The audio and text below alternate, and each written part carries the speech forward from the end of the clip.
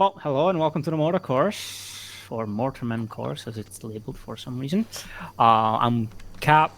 I'm DIC for Sequoia's FSG at the moment.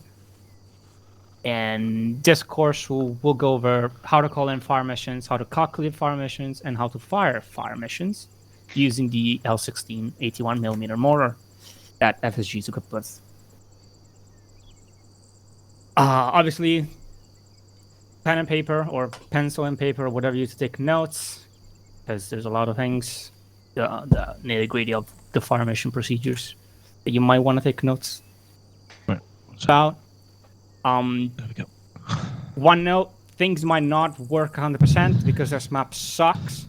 So hopefully they do. If they don't, they should work on normal operation servers. It's just this map is the most awful map we've ever used. All right, so a mortar, as you all know, is a muzzle-loaded weapon. In other words, you put the cartridge into the same aperture from which the cartridge gets out. Having a short barrel and a relative wide bore, it fires low-velocity rounds in high trajectories over short and medium distances. It has two features that differentiates from other weapons. It's muzzle-loaded, which in this day and age is somewhat rare. And the recoil is absorbed by the ground for the most part. So you don't have to control it because the ground does that for you. There are different types of mortar in existence. They're classed based on their caliber. So there are light mortars up to about 65 millimeters, used generally in infantry platoons or if you're the US and infantry companies. Medium mortars between 70 and 90 millimeters used in infantry battalions. The British Army uses the 81mm mortar, which is the one we'll be using tonight. Heavy mortars between 100 and 120 millimeter mortars. They're used in infantry battalions or by artillery elements, depending on what army you are in. And apparently there are none in service with the British Army, according to the document. And extra heavy mortars above 120 millimeters. They're very rare in the West and used by the artillery. Again, none in the British Army. A lot of them are used, from what I know, in former Soviet or in Russia.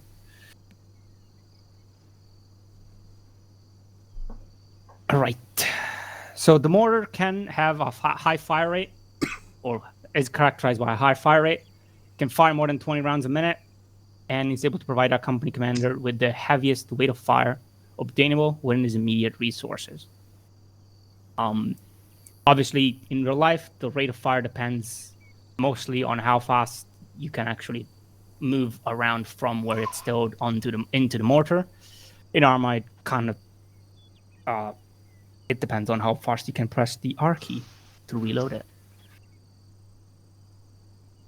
However, owing to the small beating zone of the weapon, so the small area that is impacted by the rounds fall in, and the limited ammunition supply, it is normally neither necessary nor desirable that it should fire the 20 rounds a minute maximum that it can. However, the capability is there for dire circumstances.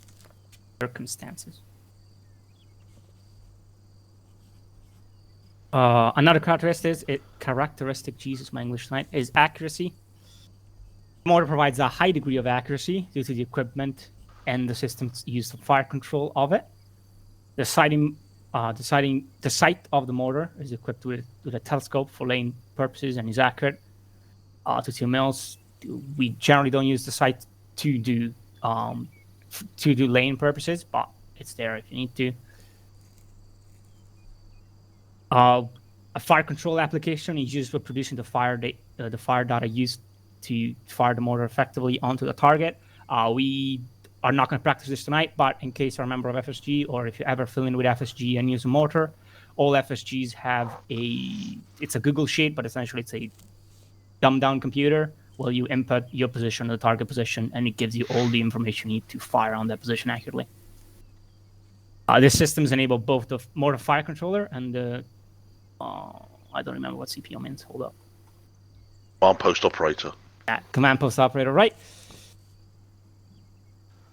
To calculate exactly any corrections from the impact to the target. and producing extremely accurate adjustment with minimal waste of time and ammunition. And the third characteristic is consistency. The rounds used are, created to find limits both internally and externally, so that there's no difference in weight between each round. Each round is fitted with an updrain ring. The rounds are fitted with such devices so to reduce yaw as the round leaves the barrel and to maintain a relatively constant velocity when the round is fired. In other words, it doesn't, as long as there's no weather effects and the rounds are fired with the same exact conditions, they're gonna hit essentially very close to each other. Any questions so far? None so far.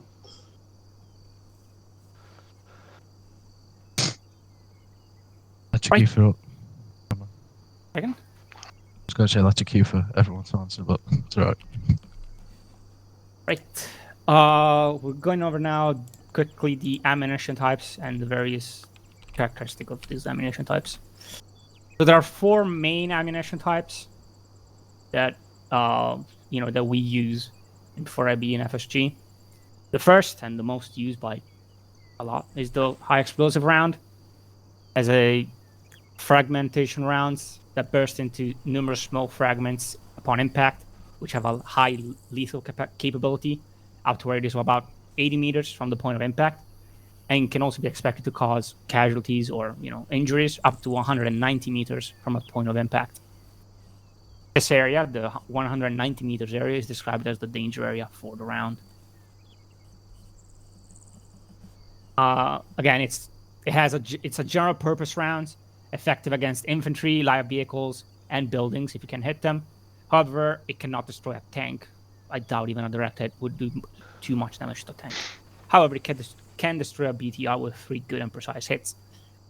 You probably are gonna need to be extremely lucky to get 3 hits on a BTR, because after the first hit, nobody will stay still. But, in case the vehicle can't move for other reasons, 3 hits will take it out. Second type of round we use less frequently is the airburst HE round. It's similar to the HE rounds in capabilities, however, it detonates approximately 4.2 meters or 14 feet above the ground thanks to a proximity detonator or something of that nature, and is designed to be used against infantry in the open, which has a high lethal capability, radius of up to about 120 meters from the point of impact, and can cause the fragmentation damage, so its danger area is about 400 meters. Again, it's designed to be used against infantry in the open. It disperses the ammunition at a height, so it moves a lot further and does more damage. Third type of round, very useful especially to commanders, is the smoke round. Under favorable condition, it can produce a effective dual limited smoke screen with the white phosphorus smoke round. Phosphorus has also its own incendiary anti-personnel effects, but they're really small, about 10 to 15 meters. Yeah, it has a lethal radius of about 5 meters and a shrapnel radius of 10 meters. It's obviously used for concealment. It's depending on the effect you want to have. You need to take into consideration the wind, especially on the target, because obviously if there's no wind, the smoke will billow in place. If there's wind, the wind will carry the smoke and provide more of a linear smoke screen, but it might also mean that the smoke dissipates faster.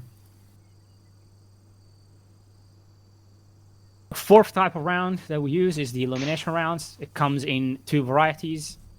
The white illumination round, which is a white light, and the infrared illumination round. The last time I remember, the IR round had some bugs in game. I don't know if they've been fixed or not, but just worth keeping in mind. This is essentially it's something that illuminates, and it's once it gets fired, a small parachute deploys to retard the rounds coming down to the ground to increase the amount of time that the light is provided for. It can light up a sizable area at night so that the enemy can be observed and engaged by any means, be it more mortars, be it small arms, be it direct fire weapons, or also also just to provide illumination in order to get better visibility on a target. It roughly lights up a 300 meters area that will slowly reduce as the flare drops to the ground. The normal flare lasts about 2 minutes, while the IR flare lasts a little less than that. Again, if it works properly, or when it works properly. Any questions on the type of rounds? With the HE round within game, does it do a delayed fuse as well, or is it just burst and contact? I never played. I think there's a fusing plane. There is a thing. time fuse, but yeah, we don't really use it. Yeah, we don't really use it. I don't know if it works, how well it works. I'm gonna assume the two other FSGICs that have had more time enrolled than I have played with it before becoming ICs of FSG or before writing the course.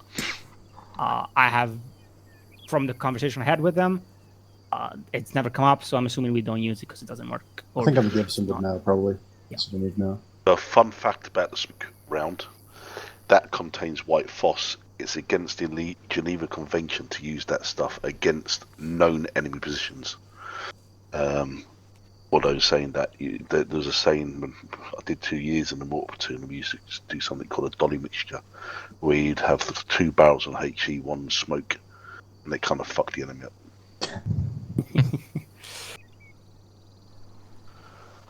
Right. Any other questions on types of rounds?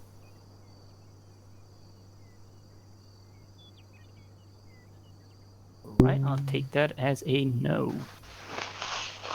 That is the main boring part out of the way, realistically. We're not going to go over assembling, disassembling the mortar itself, and preparing it and all that kind of jazz. In other words, what is the mortar gunner's role?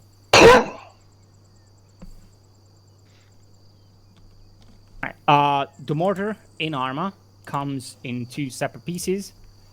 I should have probably had them out, but you can quickly fix that. A second. Give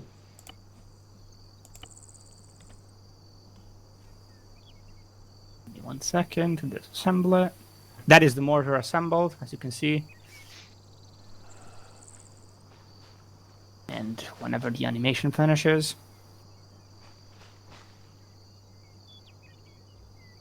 come on, there we go. It comes in 2 separate pieces, and that's a round, that doesn't really matter. The mortar tube itself and the bipod and the sighting unit in the second piece. They're both inventory items. You can carry them around with you, and they go in your launcher slot. So, you can't carry a mortar piece if you have a ILAW, NLAW, or whatever the fuck on your back. That go for the bipod as well, or is that something you fit in your bag? Yeah, no, they both go in your launcher slot. So you'd have two people carry it. Yeah, you need 2 people, or you need to do 2 trips to carry the equipment. Because of this, and as you pointed out, because you need 2 people or 2 trips, it's worth keeping in mind that it takes time to set up the weapon ready to fire. In other words, you can't just look at the enemy and shoot at him immediately. You need the weapon. You need time for the weapon to be set up. Additionally, when you are in a, because it's as you saw before, it has the plate and the bipod, it's not fast to move around, or, you can't really move it around at all, which, in other words, means when you are shooting it, you're generally going to have either a hastily or not hastily prepared position you're firing it from, which for FSG means we put up trenches and shit before we call up that the mortar is ready to fire. Because, as I said, unless you want to leave the mortar where it is when you take contact and lose it, you need time to put it up and put it back down if you take contact.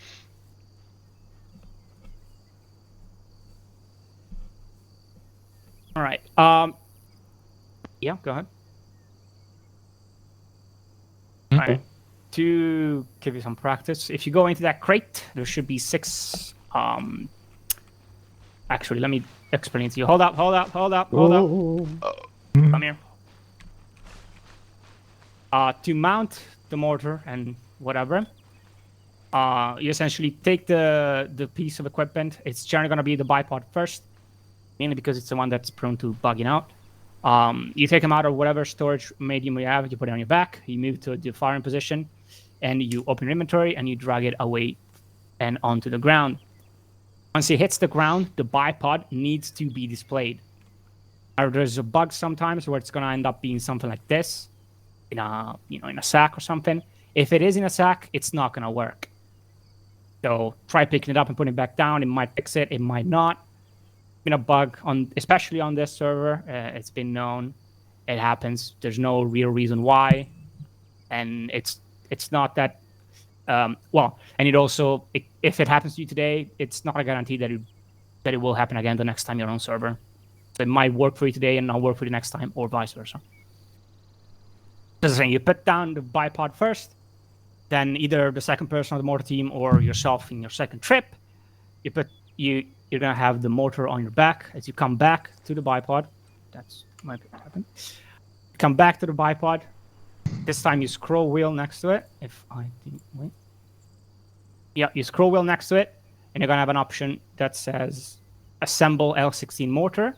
You click that, and why am I zoomed in? A animation will stop playing, and at the end of it,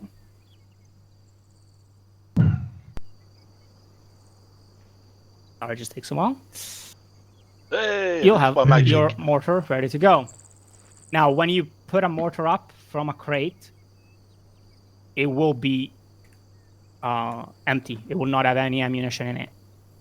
That piece of ammunition is because I spawned it from Zeus as a turret. But if you mount it from the two separate pieces, it will not have any ammunition in it. That's why in FSG we carry the ammunition crates. Right, so if you want to go to the crate, and there are 6 positions between the crates, and if you want to set up your mortars in those positions.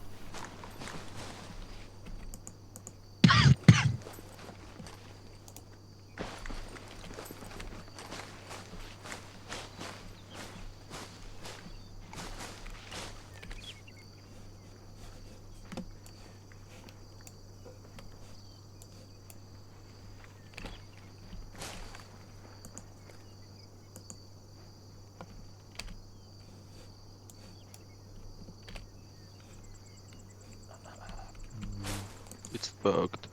Yeah, it is. Yeah, as I said, try putting it down again. Sometimes it fixes it. If it keeps getting bugged, I'm gonna build more. I'm gonna try and give you the other piece. That's the third time it's done it for me. Yeah, Right, give me a second. Yeah, it's not. Yeah.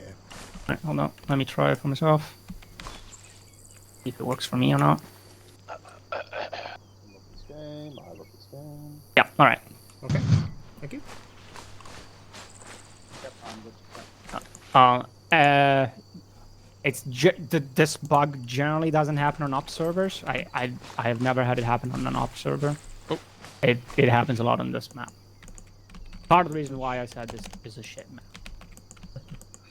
Other than the fact that it is a shit map. But... Did it work? You haven't dropped it. Oh, I have.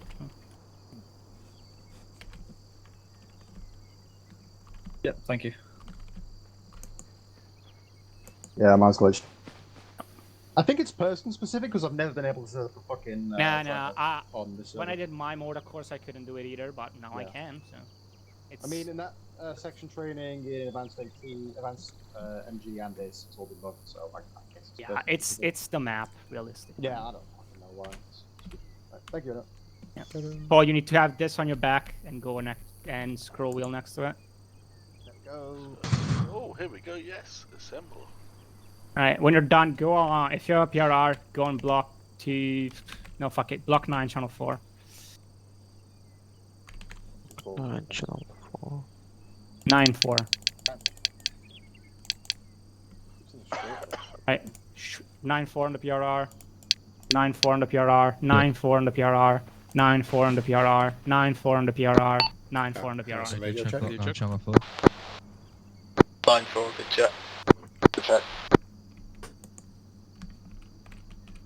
Alright, as you've seen, this server sucks for mortars.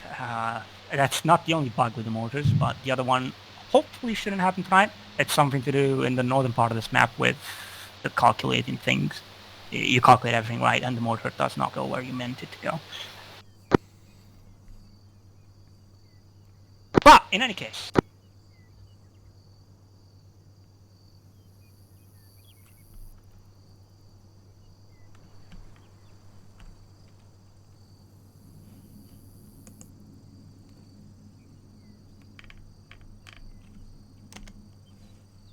right, if you want to get on the mortar, standard job, scroll wheel, set, and select get in as mortar gunner should be the name. And you are presented with your nice little mortar picture.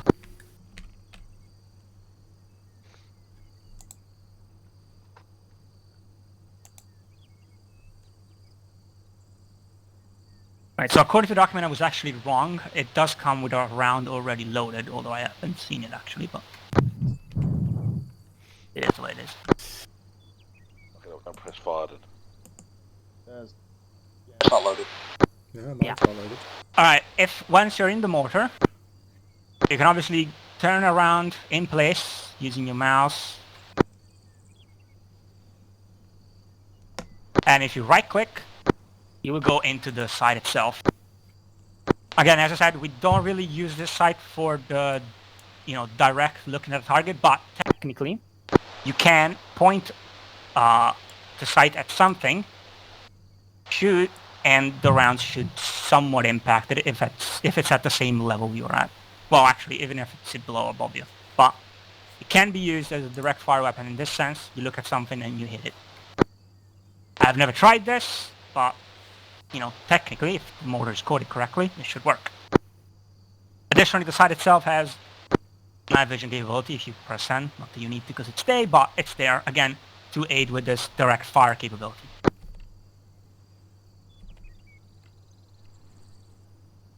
Actually, my bad, that doesn't work because it doesn't change the elevation.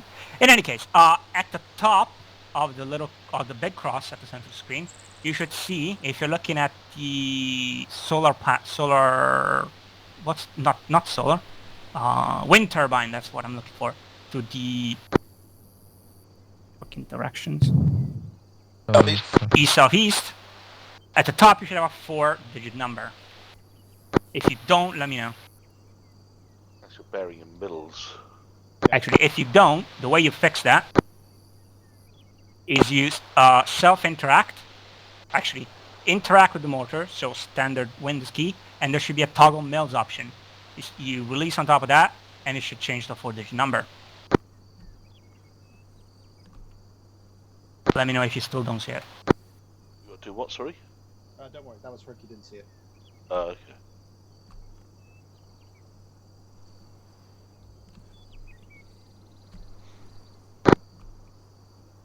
Alright, I'll take it as everyone has seen the 4-digit number. This is the direction as in a compass. As with your normal compass you use in the infantry, it's 360 degrees because it's the degrees. This is in mils, which is, there are a lot more mils than degrees, and it's a lot more precise. I don't remember the exact number of mils, maybe Swift can remind me. 6400. 6,400. Yeah, 6400. There's a lot more than 360, which means you can be a lot more precise in your direction with this, and it aids into impacting your mortar rounds on the exact location. This is gonna come in because you're gonna receive that as part of the fire order. You're gonna receive the mill in direction. Again, that is essentially your bearing. If you look on the bottom right, there's that little box with ELV and a number. That's the elevation of the mortar, essentially how high up the tube is pointing. To change that, you change that with the page up and page down key.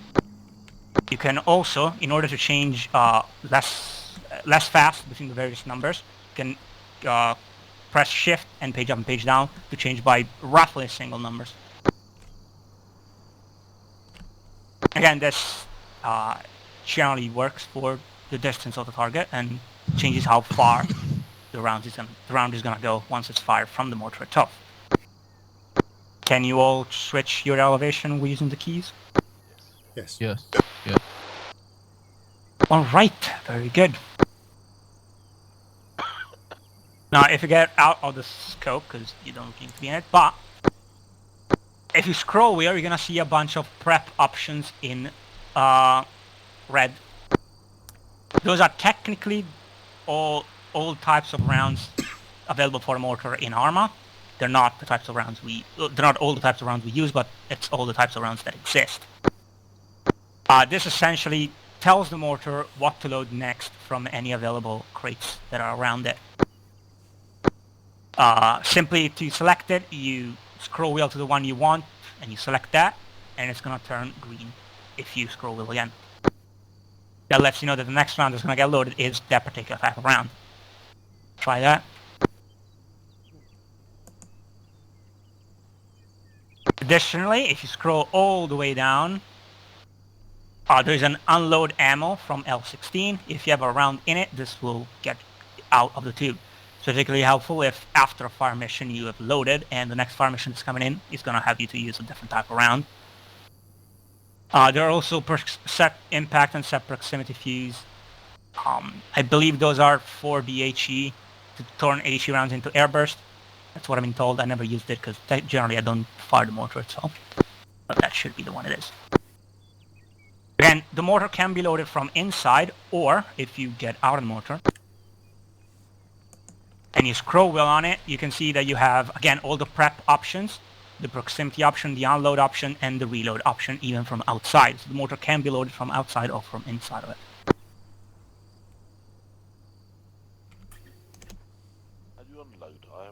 All right. Any questions on the I operation think of you the have mortar to itself? actually load it first for the thing to unload.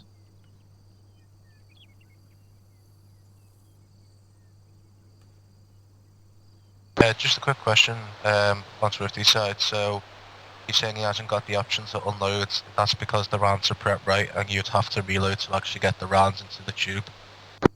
Yeah, if you don't get the unload option, it's probably because the motor is empty. It just means that's what you're gonna load, not what you have loaded. Roger, just making sure. Yeah.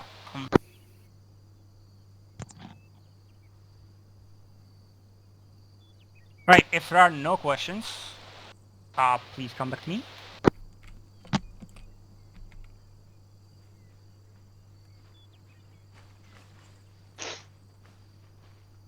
All right, before we shoot the mortars, I know you're all eager to do that, we're gonna go over how to call in a fire mission.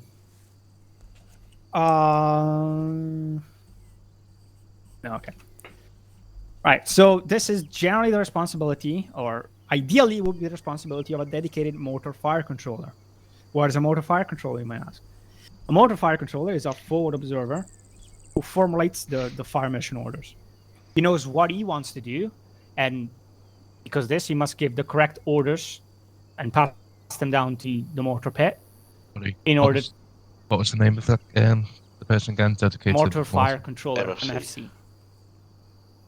He knows what he wants to do, or he's told the commander wants to do with the fire mission, and he must translate to the command post, or to the people shooting the mortar, in order to have that effect achieved. To save time on the net, he abbreviates his orders by standard convention using a preset pattern. However, this makes it important that he follows that sequence of orders, because that sequence of orders is what's going to be expected by the guy on the other hand of the on the other side of the radio, the one that's going to end up having the rounds come out and onto the target. It will be preferable, but it's not always the case, that he knows what procedures are carried out at the firing position in order to fulfill his orders. And, that means he knows roughly by himself how long it's going to take for those mortars to come out. Because once the fire mission comes in, it's not an immediate thing, because there are calculations to be made. As I said, it would be ideally done by a mortar fire controller, but, in Seacoil, because we are only 4 people, that's generally not the case. I believe in the other companies, they have dedicated mortar fire controller. That's generally running around with either the platoon commander or the company commander. However, all infantry section commanders, and 2 ICs if the commander's down, obviously, have the ability to call in fire missions. If they are approved by the chain of command, there might be a requirement depending on your particular company's SOP, but they all have the ability to do so by going on channel 2 on the long range. That is the dedicated fires net. That is the dedicated net that we use for mortars and artillery if it's available from Zeus. Any questions on that? And by that I mean the mortar fire controller. Not yet. All right, I will take that as a no. The primary tools used by the MFC on top of his radio, obviously to communicate, are the Microdagger GPS, which is the ACE variant, not the CTAB variant, and the Vector 21 Night, which is these binoculars, the ones that are generally carried by section ICs and 2 ICs.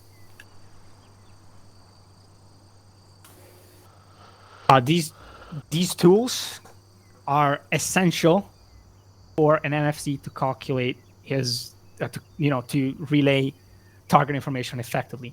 They're not.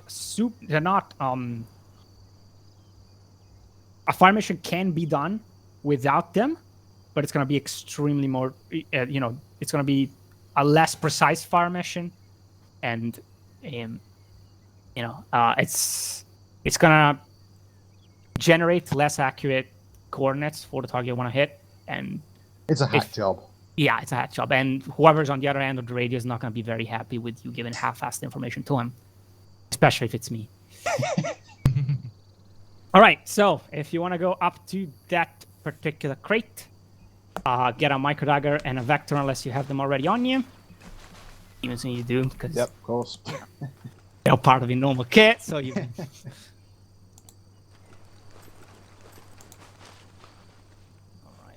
Hold up. I have the extra thing that I might want to use. Okay. It's okay. All right.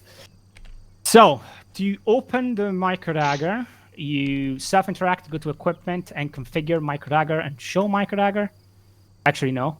Release on configure, not on show. It's gonna get the Microdagger in the middle. You have various tabs at the bottom. I hope you have seen the Microdagger before because it's a very, very, very, very useful tool. I love it absolutely. You have the standard screen you're gonna get is one with the grid on the top right. The bottom you have 3 different panels. There's a compass panel in the middle and a map panel on the right. If you double click on the map panel, it changes between textures and white map. This is a different type of map. You're gonna see if you want to use this map instead of the standard CTAB map. Or just in case you don't know, this particular map shows the other members of your group with the CTAB, but doesn't show any other CTAB markers. It doesn't show other units, other friendly units CTAB markers, but it shows, for example, enemy locations and stuff like that on CTAB. Yeah. For our intents and purposes, we're gonna go on the top bar where the battery is and the time is. We're gonna click on the time, and that gives you the menu for for the Microdagger. You have 4 options: mark, waypoints, settings, and connect to. For our purposes, unless you wanted me to explain the others, we're gonna click connect to, and this will get you back to the main screen. And if you look at the top bar again, you will see the little star-looking thing to the left of the time. Tell me if you don't see it. All right. And on the bottom part, you're going to see range, elevation, and a bunch of lines. You all see that? Yep. All right. Before we go over that, I haven't really explained the main part. So on the top part of this main screen now, you have on the top right, you can see 2 sets of numbers, one that ends in an E and one that ends in an N. That is your grid. That is a 10-digit grid. So 070, that is your normal. And 070s are the 3 numbers. Those are numbers you get from the standard map. And the 5 and the 3 are extra numbers that don't come up in the map, but they essentially are inside the grid we see. It's a 10-digit grid. It's accurate to 1 meter. So every time you take a step, the numbers are going to change. Essentially, or more or less. Yeah. Obviously, the first number, the one that ends in E, it's the easting, and the other is the northing. If you don't know them, you should probably re-attend phase 1. Below that is a line that says elevation. That's kind of pretty self-explanatory. That's your elevation. That's how high above sea level, or above mean sea level, you're standing at. Should be around 98 meters. Yeah, it's a meter's height, obviously. Yep. Yeah. Below that, in the little, between the two lines is the bearing you're facing and the speed at which you're moving. Not really useful for our purposes, but it's there. Those two also show up in the big compass screen at the top left and top right, but that doesn't really matter to us too much for now. Okay, now, close your micro dagger and hit the, close the micro dagger, and if it doesn't default to your bottom right, which it should, just go back, self-interact, equipment, configure micro dagger, and show micro dagger. It shows on your bottom right. There are shortcut keys for this. You need to go into your keybinds to make sure of what those are, because I changed mine, so I don't know the defaults. But if you don't know where they are, it's configure, controls, configure add-ons, and equipment, and it's the micro dagger previous mode, micro dagger next mode, and toggle handheld device and close handheld device keys or options. All right. Now, you may ask, what are the bottom parts, the one with the lines that I haven't explained to you? I'm going to explain them now. So if you get your binoculars out and you look at something, let's see, for example, again, let's use the wind turbine again. You look at the wind turbine and you press the, I believe is Tab and R as the default keys. Yeah. Tab and R. Tab gives you the bearing of the object. R gives you the range. You press both of them at the same time until you see the little red square in the center, at which point you release. If you get out of the binocular optics and you look back at your micro dagger, you're gonna see that things have changed on the bottom part. You all have information at the bottom part now? Yep. Yeah. All right. So let's go over it real quick. The top part, so after the horizontal line, the one next to the little star thing, that is the bearing from you to that object. Could be somewhere around 120-ish, 118, depending on where you're standing in the line. Below that is the range between yourself and that object in kilometers. Should be around 630 meters-ish. Yeah. Below that is the elevation. Now, the elevation is calculated based on where you're looking. So if you're looking at the top of the thing, it's going to calculate the elevation to that. The altitude of that, if you're looking at the bottom of the wind turbine in this case, it's going to calculate the elevation of the bottom. So that is something to keep in mind when you're arranging fire missions, but also when you're just looking at things. Again, that is also in mean sea level. Below that, you see technically it's a 10-digit because there are the two letters on... Sorry, it's a 12-digit because there are the two letters on the left, but we are only interested in the two sets of 5 numbers. That's a 10-digit grid of what you're looking at. And that is essentially... Well, that is very important because that gives you the precise location down to the meter of what you were looking at. Any questions on getting eyes on the thing?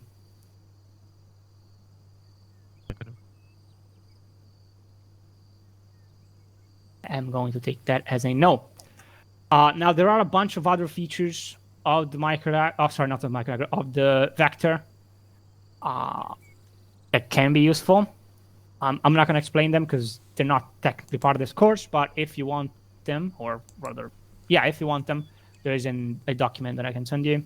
It's a public access document. It's not our unit's document, so I can send you that with all the various features.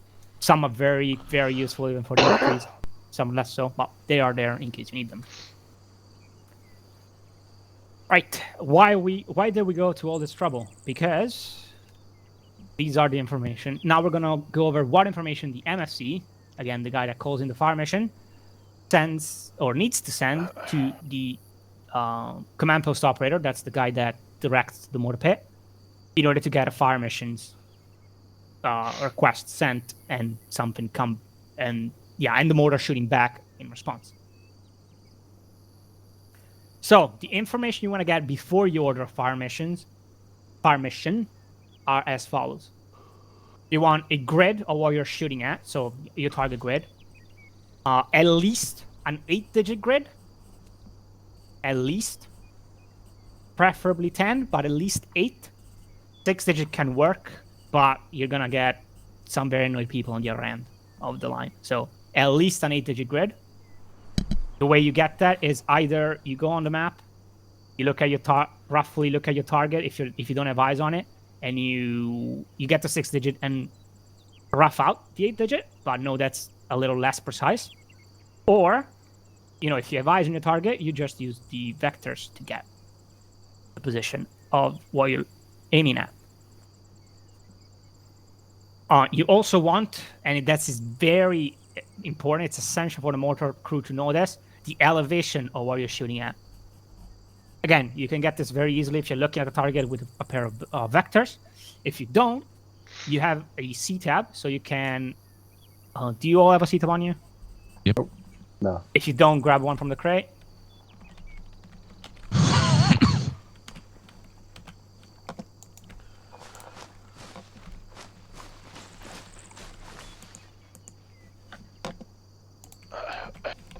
If you happen to not have a micro dagger, now that I tell you how important it is for mortar fire missions, all the sections I see, or in this case, Swifty, will always carry one. To tell you the elevation of what you're looking at, another way to do it is using C-tab. So either you know where you're looking at, and you can just go over on C-tab and hover the cursor over what you're looking at, and on the bottom left on the square with all the information to what you're looking at, the second number is the elevation in meters.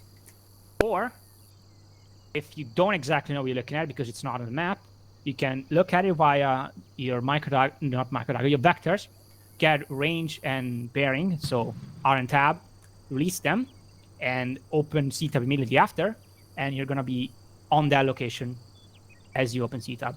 You're going to automatically put you to that location.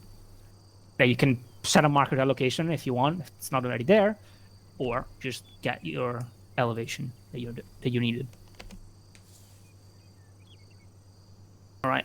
Other information you're gonna need to have before you pass up the fire mission, the request for the fire mission, is what they're shooting at, so what the target is, and the last important thing is the direction and distance of friendlies. So you have this very easily because it's part of the information you have on your micro dagger. So range and bearing, you essentially, the only thing you need to do to that is reciprocate the heading. So add 180 to that. Because the bearing you get is from you to the target. You want the bearing from the target to you. That is if you are the closest friendly infantry. If you're not, you're going to need to get creative using C-tab to figure out who the nearest friendly unit is and get their distance from the expected impact point of the mortars. The last thing you need, and I'm assuming you all know it, is what type of round and how many rounds you want the fire mission to consist of. This is, more often than not, it's necessary. Sometimes, and for certain fire missions, you can get away with just passing a desired effect. In other words, those can be suppression, neutralization, destruction, whatever. And in other words, leave it to the command post operator, the guy that commands the mortar, how many rounds he wants to send down. It's more efficient to just send the number of rounds up the chain, but for fire missions that are not happening in front of the friendlies, that are ancillary to the operation, or for long fire missions that are suppressing an area, you might not want to put down a number. You might want to leave it to the command post, to the CPO, because he knows how much ammunition he has next to him, and he can, in that way, better manage it to not run out. Rule of thumb is, I don't know if it's the same in ArmA, but you can't correct for anything less than 3 rounds. All right. Once you have all the information, the last thing you need to know is how to call the fire mission using the appropriate format. So it follows the format of pretty much any radio transmission. There is the first thing you do is you alert the other side that you want a fire mission. So you go, hello, it's 3261 or 39, depending on what company you're in. Hello, because I'm 39, let's go with 39. Hello, 39, this is, and you state your call sign, 15 Alpha, fire mission, over. That lets the other guy know that you want a fire mission. He's going to come back to you with your call sign and send fire mission or send or whatever. Once he comes back to you saying that he's ready to receive this fire mission, then you state the information I presented to you. The order of this information, well, let's do an example. Let's use again our little trusty wind turbine as an example. All right. So I call 39. Hello, 39. This is 15. Stand by for fire mission, over. 39 comes back to me. 39, standing by, over. And I pass him the fire mission itself, the meet and greet of the fire mission. The first thing I pass is the grid. So grid 07607 89327. You may want to say it twice. You may want to preface it with 8-digit or 10-digit or 6-digit, God forbid, so that he knows how long it is. But the important thing is you pass the grid. After grid, you pass the elevation to elevation 97. Well, in this case. Then you pass target description, what it is. 1 times enemy wind turbine. You pass nearest friendlies. As nearest friendlies. So nearest friendlies, 700 meters.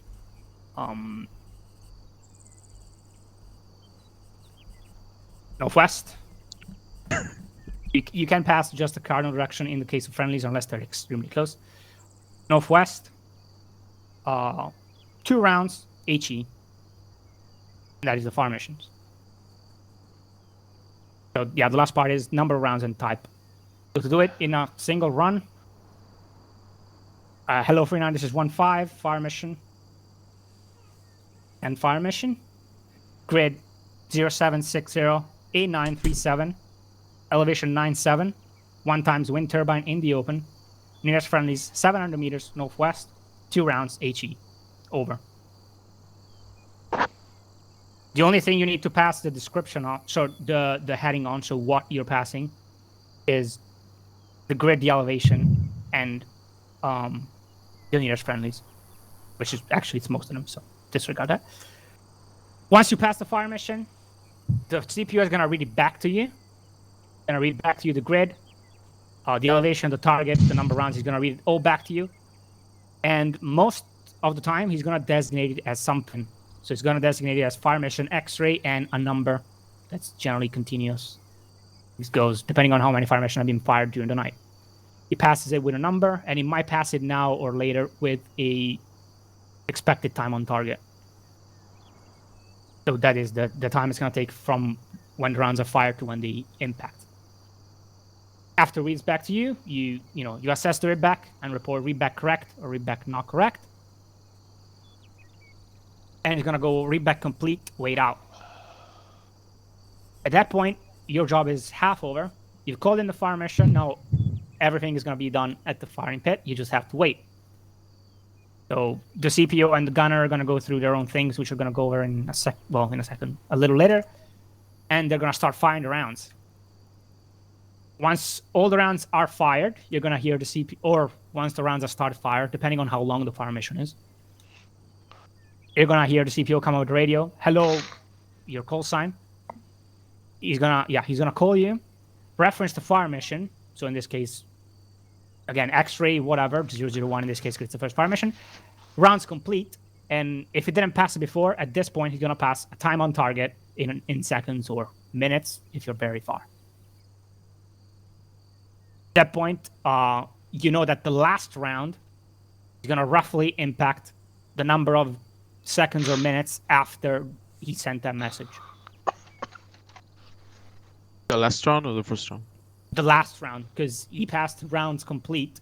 Most often than not, he's going to do this transmission at the end. He's going to pass rounds complete, which means all rounds of the fire missions have been fired. The TOT is for the last round because he's passing it to you now. It will be the same TOT for all rounds. It's just he's doing it after the last, so it's the last round that's going to have that time. You should, for politeness, read back this to him. So rounds complete, TOT, whatever time he said, roger out. At this point, you're looking at the target. You should be, if you have eyes on it, you should be glued to the target, looking at the rounds impacting. And once the last round impacts, you should take a second and assess if the mortar rounds did what you wanted them to do. So did they destroy the wind turbine? Did they kill the enemy around it? Did they, I don't know if that's smoke, did they adequately obscure you or obscure the enemy? Or if it's an illumination round, is it on target or is it too far away? Is it too close? And all that. Once you've done that, you report back to him whether it was a good effect or a not good effect. If it's not a good effect, because the rounds didn't hit on target because you half-assed the grid coordinates, or maybe because the enemy moved, you might want to give an adjustment. The way you do that is you ask the guy to repeat it, and you give the adjustment. The way you give the adjustment is 50 meters increments in a specific direction from the target.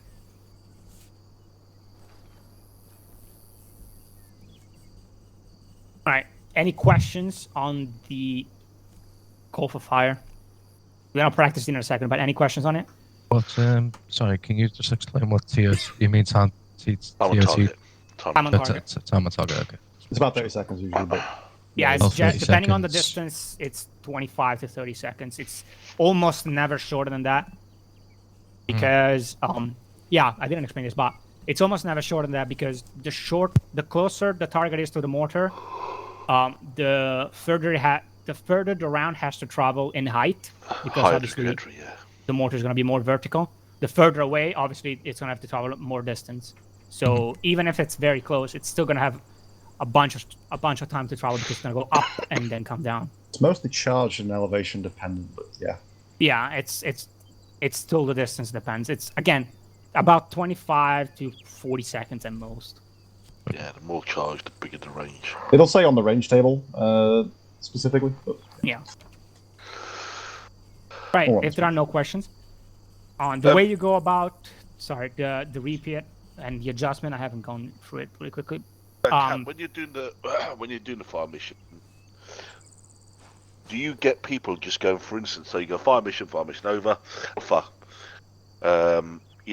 07059 89636, Bravo 2120 Mills, Charlie, wind turbine in open, Delta 630 meters, no, we west don't. northwest. No, you don't use the serial. No, we just out. Okay. yeah, we just pass the information. Okay. I don't know if it's appropriate for the British Army, but It just depends how familiar you are with it. Alright. If you're familiar with it, then because I know use the serial. for airstrikes in NATO countries they pass the line numbers. Yeah, In the serial US they number, don't. yeah. But in any case, that's sidetracked a little bit. So yeah, to call in a repeat of a fire mission. So for example, if let's say we missed the wind turbine and the rounds hit around the tower there. After the round's finished, I would go, hello 3-9, this is 1-5. Target missed or no effect on target. Request to repeat. Adjust 50 meters, what is that, west, 50 meters west over. They're going to read that little adjustment back to you. And they're going to fire again the same mission. So when you use repeat, that's why we'd never use it on that radio, by the way. The mortar is going to fire the same exact fire mission with the adjustment. So same number of rounds, same type of rounds and all that. Just adjust it to distance. Adjust it to certain distance to the side. All the other factors remain the same. So careful. If you need some different types of rounds, you don't use a repeat. You just recall a different fire mission at that point. And likewise, I think if the target's it's on target, it's good. You could just say repeat fire mission, fire for effect. Yeah. The last thing I want to quickly go over is there's such a thing as a delayed fire mission. That is a fire mission that you call in, but the mortars doesn't fire it immediately. It's gonna get fired at your command at a later moment, and you just want to call it in just so the mortar has it ready. It might be a reactionary fire mission. For example, we're in a defense, which these units sadly doesn't do too much, but we're in a defense and you're preparing a fire mission for the mortar himself. And that way he's gonna designate them to you. If you're preparing for a fire mission, you're gonna have X-ray 001, for example, at that house, 002 at the wind turbine, 003 at the woods. If you see enemy coming from the house after you designate it at a different time, you're gonna just go over to him and tell him execute 001. The way you designate a delayed fire mission is in the initial call. So hello 39, this is your call sign. Delayed fire mission, over. That way the guy knows that he's not gonna have to fire it immediately. Right, any questions? I have a questions about the adjustments. Yep. You said they are given in 50-meter increments, but let's say I know with the vector that the distance from the tower to the turbine is 200 meters. Do I still need to do 4 times the adjustments? bold. Or can I just say... You call it 200 meters.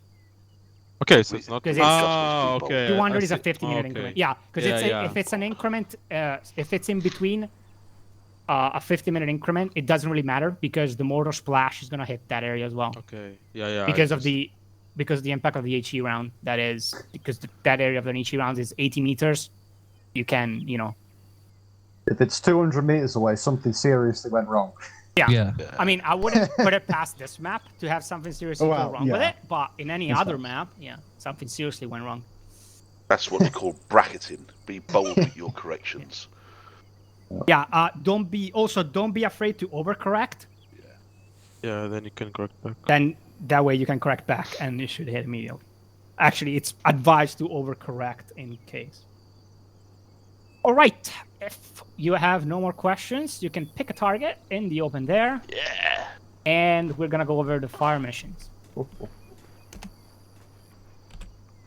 If you wanna go to your designated mortar pit, so we can do it in a line. Oh, mine were there. Or I said designated mortar pit, the mortar you set up earlier. Alright,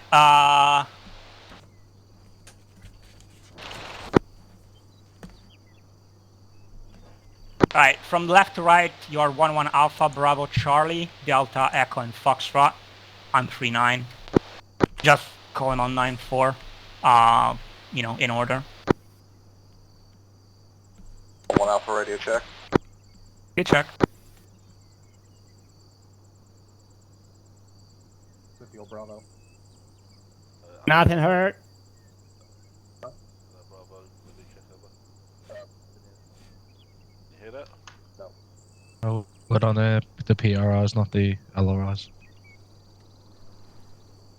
Was it block 5, is it? Block 9, channel 4, mate.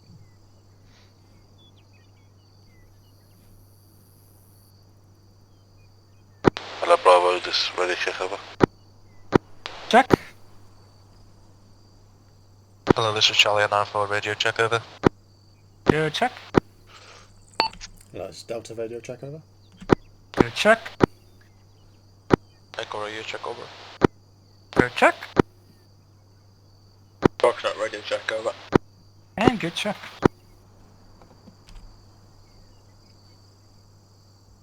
Again, from Alpha to Foxtrot, when you have a target, and call in a fire mission.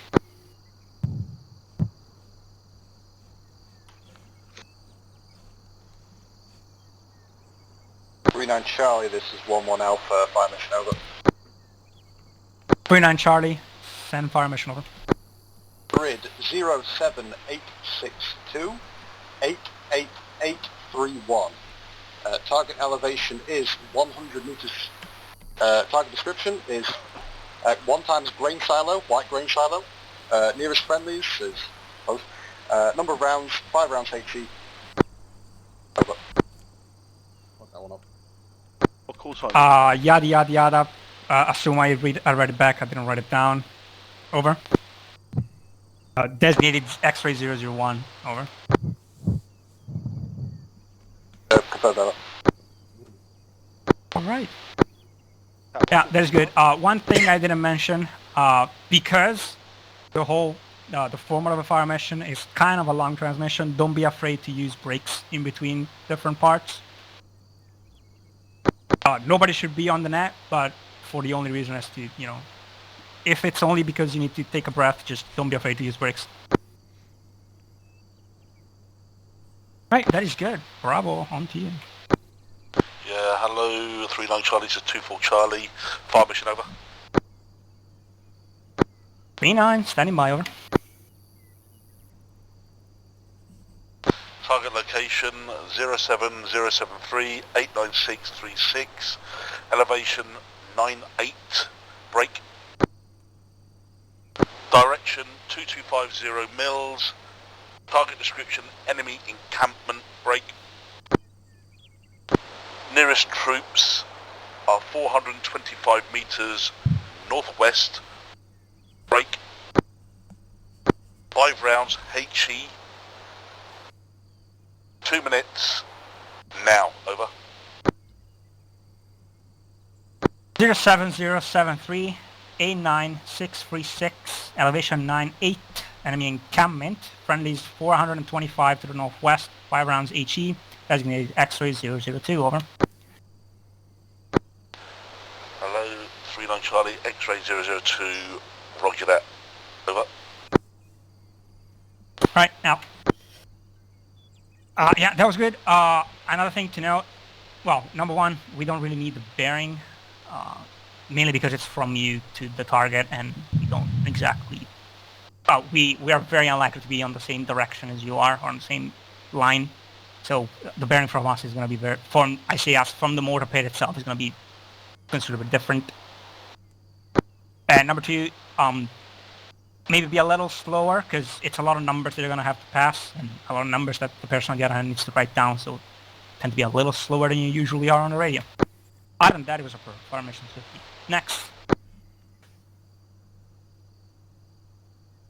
What's your call sign again, sorry? 39 Charlie. No, Charlie. Okay. 1-1 Charlie. Oh, 1 Charlie. Hello, 1 Charlie, this is 7-3 Charlie. Fire mission over. Oh, sorry, I'm 3-9. Send fire mission over. Apologies, 3-9. Fire mission, target is going to be 07607 break. 89327 break. Elevation is going to be 128 break. Target is a enemy compound with a 45 position break. Nearest friendlies is going to be in grid 076891 break. 5 rounds HE, 2 minutes, times now, over. 07607 89367. Elevation 128. Enemy compound. 5 rounds HE, over. Read back wrong. Target grid reference is 07607 break. 89327, over. Read back grid 07607 89327, over. Feedback correct, over. Fire mission X-ray 003, out. Right, that was good. One thing, extremely important, well, very important. You only want to send one set of grid coordinates. You don't want to pass 2 different grids, because that invites mistakes. What I mean is somebody that maybe the guy on the other hand is not extremely on it because he's doing 5 different things at the same time, and he hears the second grid as the first one, he mixes them up, you're going to have mortars coming on your head. So, only one set of grids, that's why the friendly location is passed as a bearing or cardinal direction and distance from the target. Okay, so say like if would that be from my position or like the enemy position in terms of that, because I use like the King's Dip as an example. You take the enemy position and you take a direction from that. So in this case, it will be north, and the distance, which doesn't really matter because it's the same either direction. Okay, that makes sense. Yeah. In ArmA, it's not. I mean, in the way we do things, it might not matter if you send 2 grids, but you don't want to tempt fate, really. Yeah, you don't want to play with fire and get burnt. Yeah.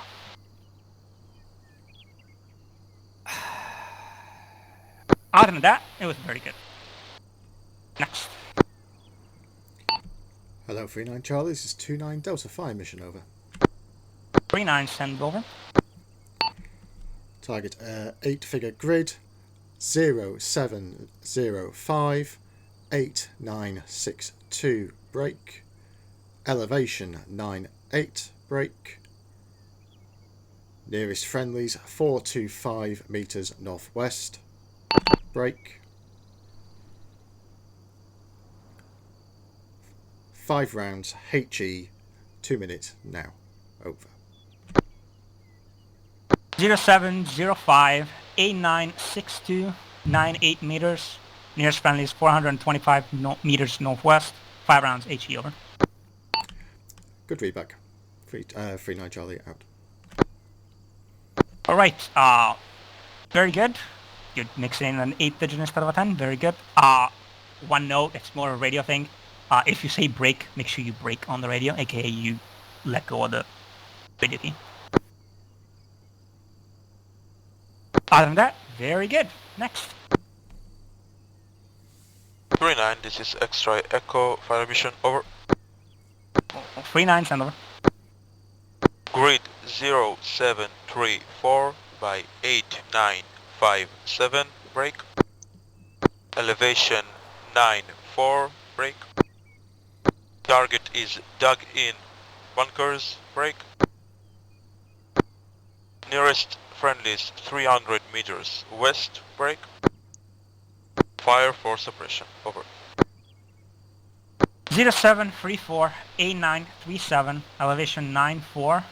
Enemy bunkers in 45 positions. Nearest friendly is 300 meters northwest. Suppression fire, over.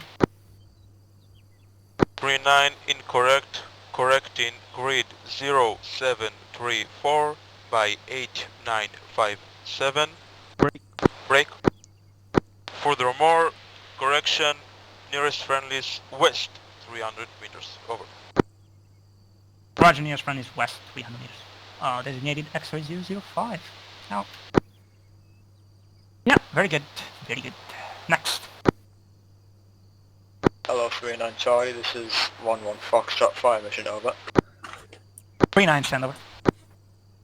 Grid is 07409 89379, break. Elevation is 97 meters. Target is 1 time small compound. Nearest friendlies are 450 meters to the northwest, break. 3 rounds HE, over.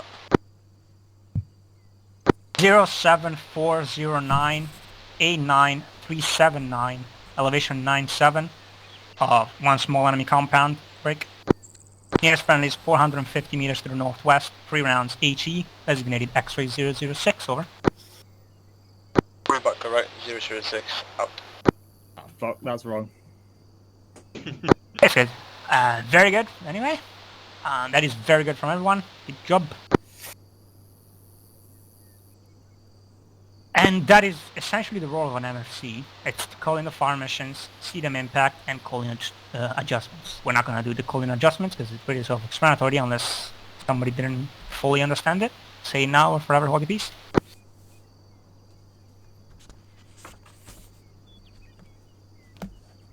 Alright.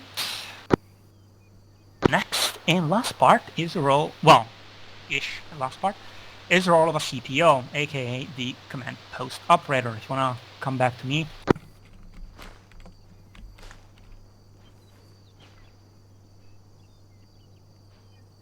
Right, we're gonna mix the CPO with actually firing the mortar, because I understand it's been very boring up to this point.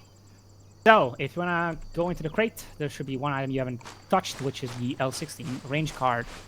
I need one. Alright. Well, that means I can grab the one in the crate. Oh, I fucked up. No. I have one? No, because I don't have my illustrator kit. I have the fucking teacher's kit. Oh, right.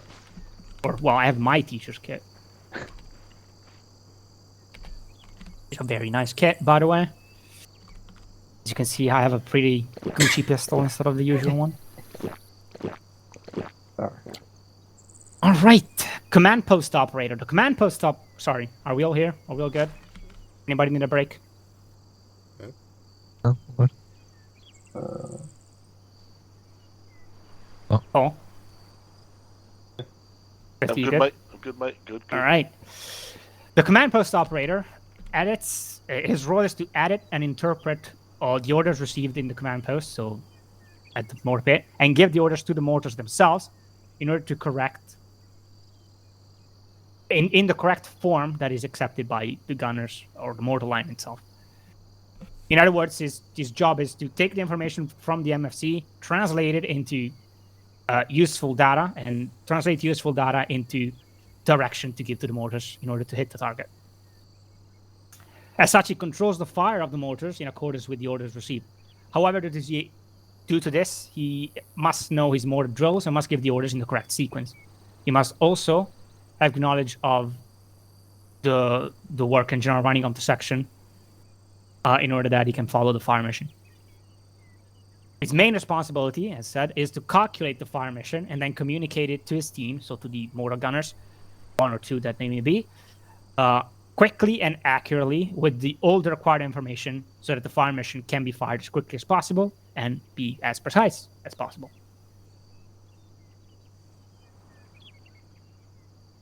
To calculate the each fire mission, the CPO requires three main pieces of information.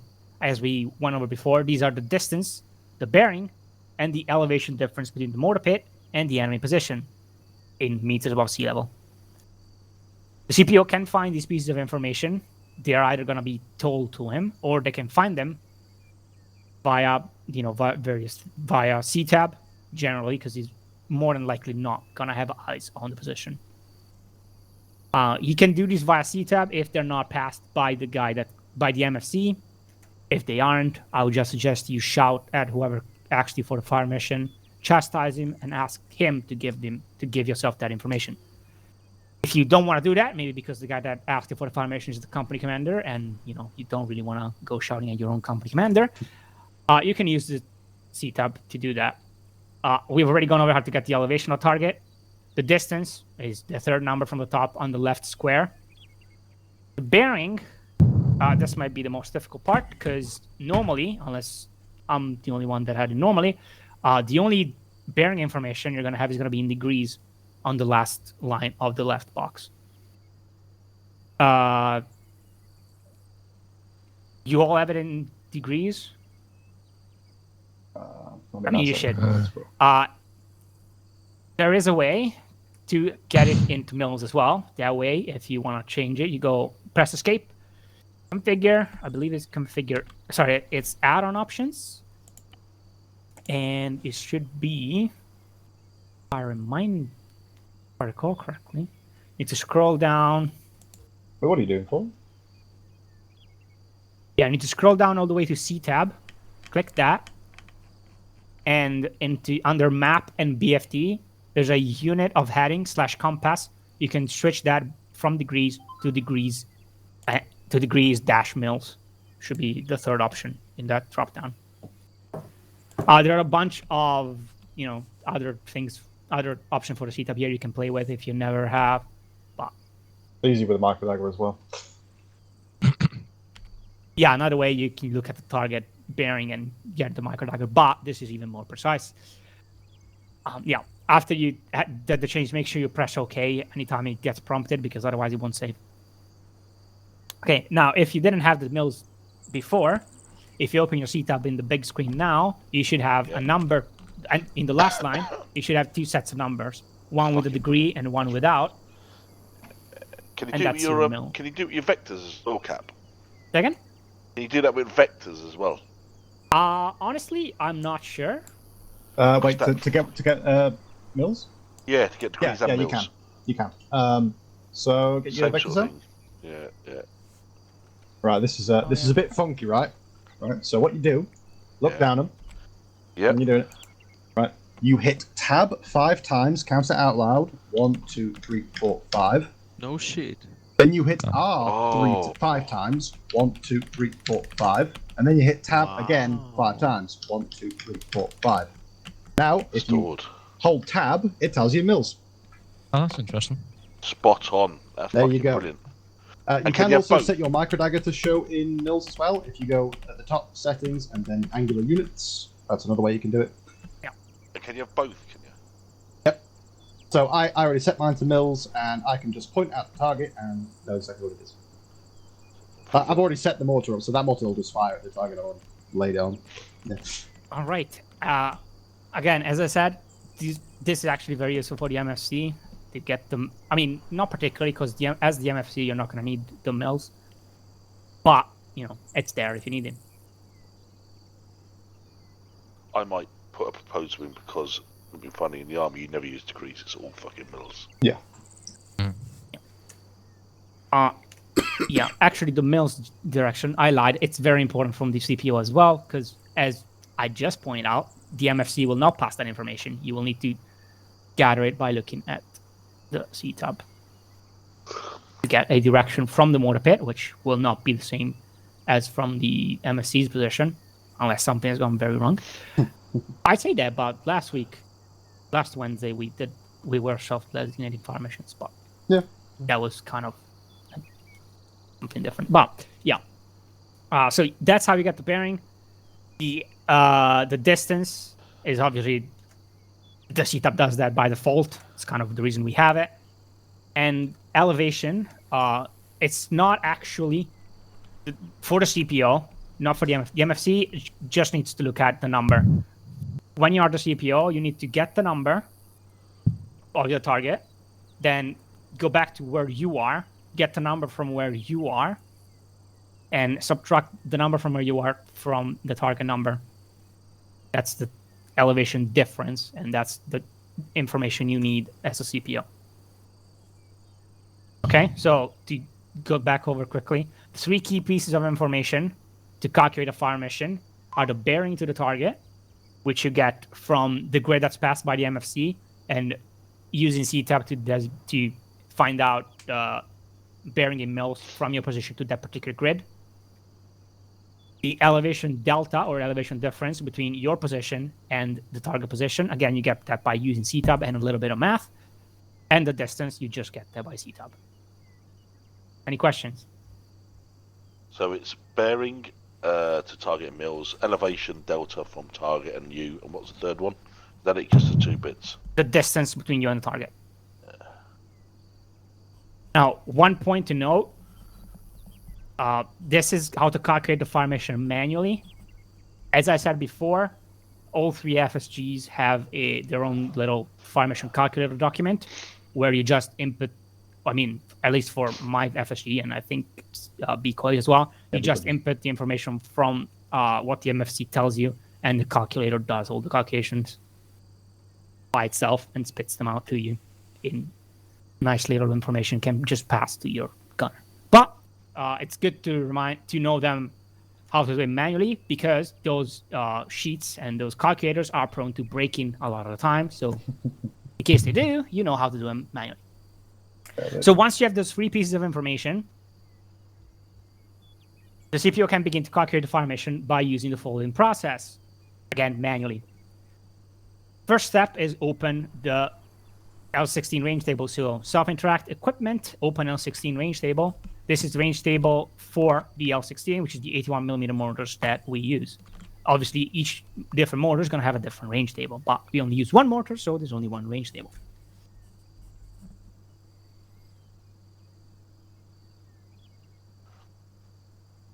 Right. You can see when you open it, there's a left side with a bunch of charge types, and on the right with a bunch of numbers and columns. The first thing you do on this screen is you select a charge. How do you select a charge? No, the ranges. By default, it's on charge 0. If it's not, click on charge 0 now. So I should probably explain what a charge is first. The charge is a piece of, I believe it's explosive, that's put below the mortar to give it an extra kick to make it go further. The various numbers is, I think it's something to do with the yeah, no, I know it's how big the charge is, so how much more oomph it's gonna give the mortar. Charge 0 just means there's no extra power to the charge. Correct me if I'm wrong, Swifty. Yeah, It's so the charge amount. 0 means you've got no charge. So you charge the like little horseshoes full of RDX TNT. Charge 0 means you take them all off, and it's just the charge that's in the mortar round, i.e. the TNT that's in the mortar round that's propelling it. Charge 6, you'd have 6 rings around the base of the mortar bomb, which when detonated, is the kind of shaft is perforated, flames will come out and detonate that TNT, and that'll make it fuck off super fucking long range. Yeah. Yeah, 6 kilometers away. Yeah. Right, thank you. So, as I said, the first thing you do is select the appropriate charge. The way you do this is you use the first piece of information that you have, which is the distance to the target. To choose a charge, you're going to always choose the lowest possible charge. So let's say the target you're shooting at is at 900 meters. If you click all the way to charge 6, you can see the charge 6 on the right, under the range column, has 900 meters listed as an option. However, if you go shooting that would give a lot more power to the round. If you hit charge 2, however, you can see that charge 2 also has 900 meters, and so does charge 1. So you choose the smallest available type of charge. I think the key thing there, Cap, just cutting in, if you Yep. look at your charge 6 for 900 meters, looking at your charge table, so it's what, 5th down? Yeah, 900. It's got your elevation in mils, 1522. Come across another 2. Look at your time of flight, 53 seconds. That's fucking mental. Yeah, that is the charge main. 1. Go to charge 1, 900. It's kind of midway. Your time of flight is 24 seconds. If you're in the shit, you want that round landed 24 seconds, not 52. Yeah. Yeah, that is the main reason, other than, wasting explosives, that is the main reason you choose the smallest available charge for the distance you want. If the exact distance is not showed on the... That's you. Let's see. I've got a You plate. go the nearest available in distance increment. So, for example, if it was 915 meters, you go 900 as your nearest interval. Or, yeah, that mainly because you can't have all the numbers in a sheet of paper because it's going to be an infinitely big sheet of paper, and to lug that around with you in real life would be kind of difficult. And also, to sort through all the different numbers. And also, In ArmA, it takes space. Remember your beaten zone as well. So, your charge radius. So, 50 meters is fuck all when you got like 190 meters lethality area. It don't really matter 50 meters, is it?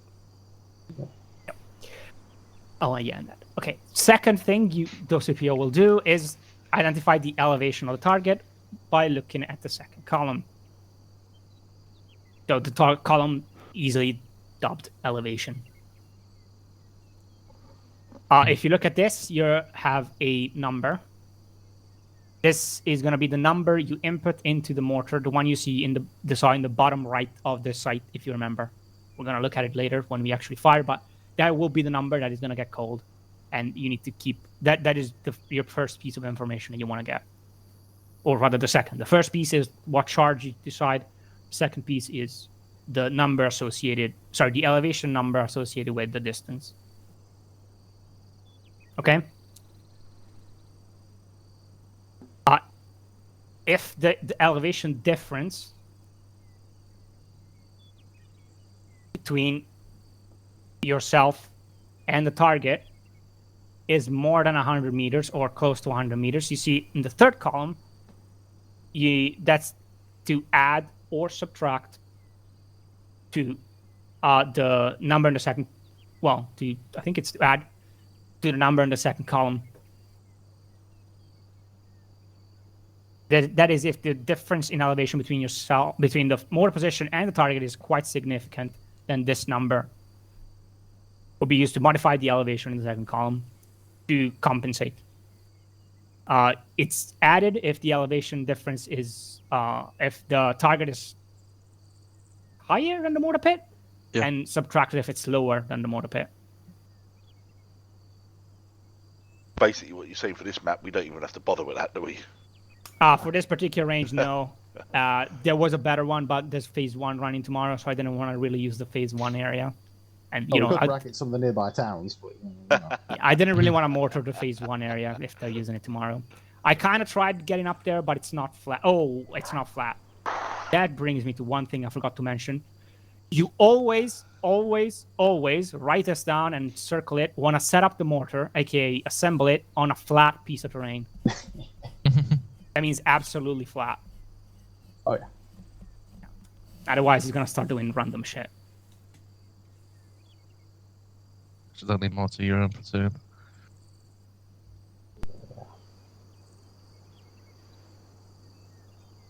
I want to shoot something 5 kilometers away, man. Right. Once the elevation has been calculated using the second column and or the third, if there's a need for it because of the height difference, at that point you have the time of. You can take a note of the time of flight. Again, just fall in line in the fifth column, my bad. And that gives you a rough idea of the time of flight to that particular range. All the stuff on the right has to do with weather effects, because the weather does impact the flight of the round, obviously, because it goes high in the sky. It's because of how ArmA does, and because most of the time our servers are set to shitty weather settings, it doesn't really have an impact. And, to manually calculate that is kind of hard. When we do it, and by we I mean FSGs, we have some line. Sorry, the calculator documents we use have inputs for that. But again, I haven't actually seen it make a difference in ArmA. Up until unless you're firing at 5 kilometers, it's not really relevant. No. So it's there if you want to be extra realistic. If you want to, immerse yourself some extra, you can use it. You need to have a Kestrel, which is part of the FSG kit. I didn't bring you one because there's no point. That gives you all the information on the weather, so the temperature, the pressure, the wind speed, and wind direction, and you can use that to calculate the weather effects. I don't know how to do it manually. Don't ask me how it's done. We never do it. To do many things, you just need the things we've just gone over. Right, any questions?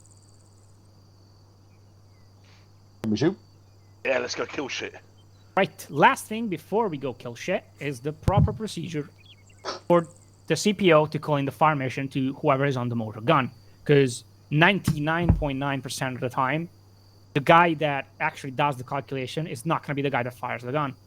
Mainly because the guy that fires the gun would probably not have enough radios or a radio to be on the fires net and listen in. Because that's generally what the ICO to ICO SSG does.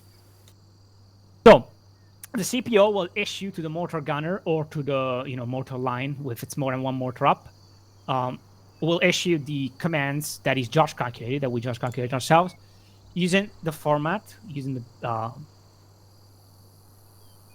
format BECA, BECA, to the mortar pit. This stands for bearing, elevation, charge, and ammunition type in order. So the CPO will select a barrel to fire, or use the section if it wants all the barrels to fire. Generally, FSG has 1 or 2 mortars, so he'll come once the mortar is set down, he would designate one gun 1 and one gun 2. So he will call which one he wants if he wants only one, or it will say section if he wants both. It can also, because of this initial line, when it designates which barrel to fire, it can also designate separate fire mission for separate barrels, which we can do. So again, the way he passes the BECA to the gunner. He goes, gun 1, stand by for fire mission. The first thing he asks is prep a certain type of round. So the MFC has passed what rounds he wants. The CPO will go prep HE, for example. That means that whoever is on the gun is going to scroll wheel his little mouse wheel, select prep HE round, or ammunition, I don't remember exactly what the... Hold up. It's prep HE. Yeah, prep HE round, and he's going to click that. Once he does that and the thing turns, and he assesses that the line has turned green, he will not do anything else. It will just prep it. He will answer back to the CPO, HE prepped. Once the CPO hears this, he's going to go bearing and give the gunner the bearing to the target. Again, this is the one you calculated using CTUB, or if you're very lucky or something strange has happened, by looking at the target and getting the bearing. He will pass this bearing, say bearing, for example, the one that's written here, 2450. At this point, the mortar gunner will go into the sight, if he's not already, use his mouse, go left or right, and point the gun until the number on top says the number that the CPO instructed. So in this case, 2450. Once those things are in line, he will go 2450 or the bearing, or bearing 2450, whatever he prefers, as long as the number is set again. 2450 set. At that point, the CPO will go elevation and pass an elevation round, an elevation number. Again, the gunner is going to go page up and page down, or shift page up and page down, and get the elevation right. Taking care not to move the mouse too much. Do not move the mortar bearing off target. Again, once the elevation is up, the gunner will go elevation 1327, because that's the number written here, set. And we call set for the elevation. Again, the CPO will go charge and set and call a charge number. Once the charge number is called, gunner presses F, because if you saw it when we're in the mortar, on the where you normally have the information for your gun when you're on a gun, there is on the bottom left of that little box, you'll see charge and the number. The way to change that is F. So if he calls, for example, charge 2, the gunner's going to press F until it gets to charge 2, and he's going to report back charge 2 set. At this point, and only at this point, the CPO is going to instruct to the mortar to be loaded. So you're going to say load HE or load whatever type of round. Again, at this point, and only at this point, the gunner is going to load the mortar by pressing R or scrolling wheel and pressing reload. Once it's reloaded, he's going to call reloaded or loaded or set or whatever, something to that regard. Once the CPO hears this, he's going to call out the fire mission. So number of rounds, so let's call it 5 rounds HE. And he may or may not, more likely he will, call out a fire rate. Now, what is a fire rate? The fire rate it will be set out as rate and a number, a serial number likely between 1 and 12. How many mortar bombs you want landing at any one time, whatever per minute? Yeah, that is the number of rounds fired per minute. So if it's, for example, rate 6, that means 6 rounds a minute, which in turn means between each round fired, there has to pass around 10 seconds. Rate 12 is like fucking you're in shit state. Yeah, rate 12 is the fastest we do, and it's 5 seconds between each round. Again, there is a little sheet with this, but you can extrapolate. If rate 1 is 1 rounds per minute, so a round every 60 seconds, and rate 12 is 12 rounds per minute, so a rounds every 5 seconds, everything in between is, little math, and you get the rates. The more used, I suppose, I mean, for Sequoia, for sure, probably for the other companies as well, but I wouldn't, I would ask them. But the more used are generally 12, maybe 6, and that is it, really. Technically, there is another speed, which is as fast as you can reload it, but, that is rapid. Yeah. So as I was saying, he's going to call 3 rounds HE, rate 6, or rate 6, 3 rounds HE. To be fair, I heard it most with the rate first and then the number of rounds. But it is what it is. It can be done in both directions. So first the rate and then the number of rounds and type, or first the number of rounds and then the rate. At this point, the mortarman can fire. After every round is fired, he will call 1 away, 2 away, 3 away, 4 away, for as much time as the rounds he needs to fire. Again, waiting the designated amount of time between each round. Once the last round is fired, let's say it's the 5th, we will go 5 away, rounds complete. He needs to let the CPO know that the rounds are complete. Not because the CPO is dumb and can't count, although sometimes he might, but because maybe he's doing something else in that meantime and isn't keeping track of the number of rounds, or, which is the more likely effect, especially for me, he's tabbed out looking at this at the calculator sheet to give you the information, and he didn't tab in time before you were starting to shoot, so he didn't hear the round getting fired because ArmA. All right? Yeah.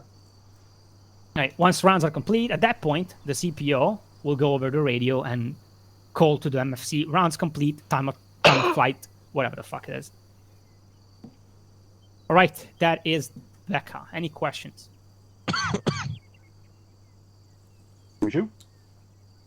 All right, if there are no questions, get on your mortars. We're gonna fire some shit. Hey.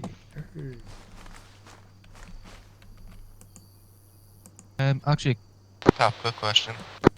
Yep.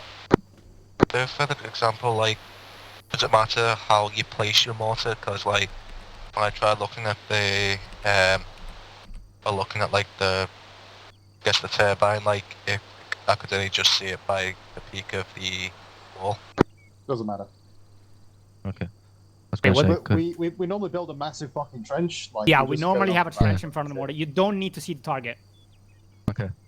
All you need to So as long look as you at got in the the distance and the elevation right, you'll still be able to. Yeah. yeah, fucking all you need send to it look over. at in the site is the numbers. You don't Okay. need to have the site picture on the target. You just need to look at the two numbers and change those.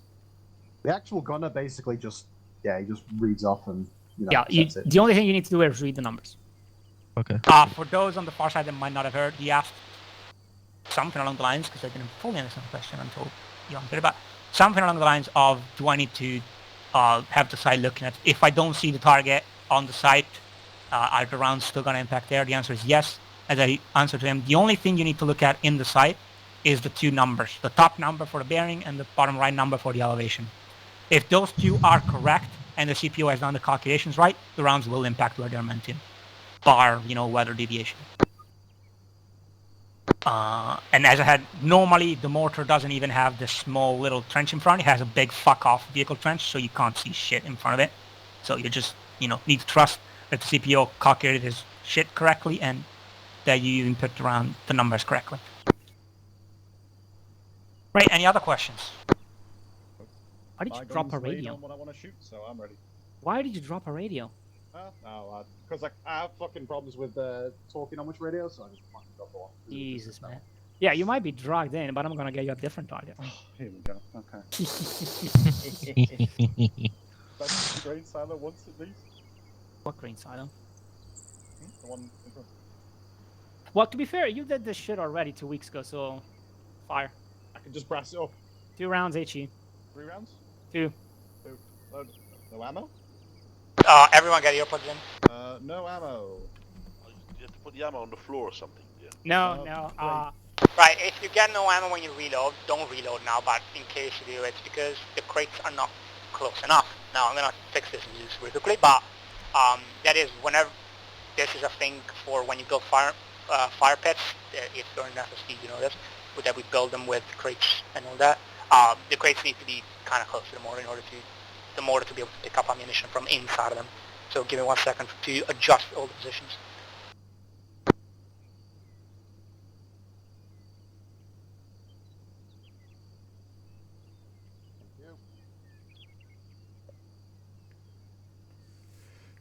I'm gonna fuck that grain silo up. Yeah, you have 3 rounds outside. 2 out. 3 out, rounds complete. Rounds complete. All right. That green You did silo, that. You it's did gonna that be with the fun. firing sheet, right? Not with fucking calculator. Yeah, I manually counted that. Yeah. All right. I can do it pretty quick. No. You're gonna do another one later with a calculator. Yeah. Alright, the first thing I'm gonna go down the line in practice is just, you input in the right coordinates and fire the mortar. After that, each of you is gonna pick a target and get a fire mission going from themselves with the sheet. How do you set your set proximity fuse? Is it? No. How do you do charge? F should be in the top right in a little transparent box or whatever. Oh yes, gotcha. Okay, good. I'm happy days then. Yeah, I'm all Right. good. I'm on. On what? So if you look to your front, bearing 2267, there's an enemy encampment. So my bearing is 2267, my elevation is 1468, charge 1 Yep. HE. I brassed my target up, so I'm All right, sure. 2 rounds. Right. If you wanna individually lay your targets and practice, calculating the fire mission, go ahead and do so. The only thing, absolutely do not use the King Stiff area as a target. That is off limits. Boo. 4 seconds time of flight for this. What are you aiming for? So if you look at the wind I guess it's- turbine, yeah, okay. come right to that wind turbine, that enemy encampment. Yeah. Now I'm probably going to bracket that because that was 400. It's actually Yeah, I'm That was a noticing little there's, short, yeah. there's a wind Yeah. going westward. So shall Oh, no, I eastward. bracket that? No, we'll do it later. Okay, cool. I'm gonna give you a little bit of time so you can get calculation done.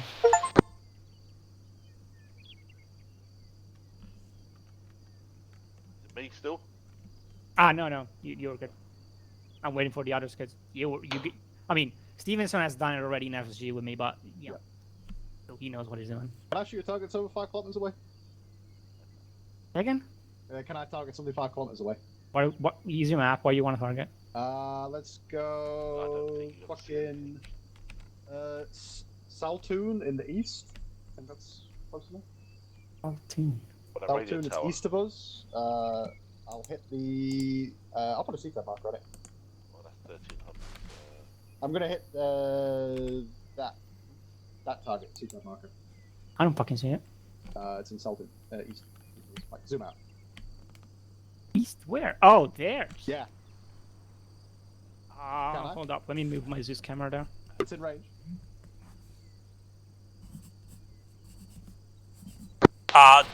The guys who's on gun for yet don't remember who you are. When you are ready, just let me know so I can come back. Are you hitting?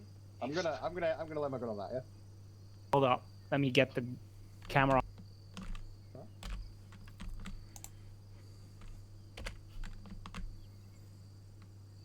This is a real fucking shot. Oh mate, I tell you what. Alright, yeah, you're fine. 3 rounds. 3 rounds. Okay. You calculate it manually though. Don't you dare use the sheet. I'm not using the sheet. 24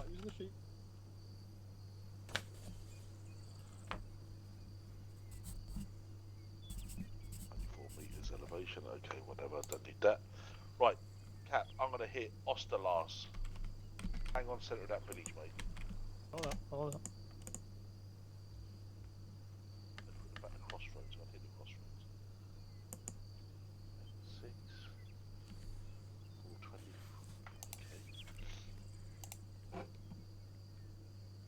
Okay. Let's give it a moment, Swifty. I'm gonna go through the other guys first, so they have a turn before we start shooting things. I'm set. Alright, give me a second. Let's let Stevenson do his little play thing. Alright.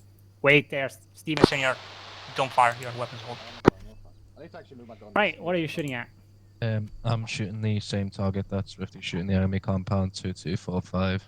Alright. Gonna trust you with your calculation, right? So go for it. How many rounds? I'll go 3 rounds. Okay. 1 out. 2 out. 3 out. Rounds complete. Alright.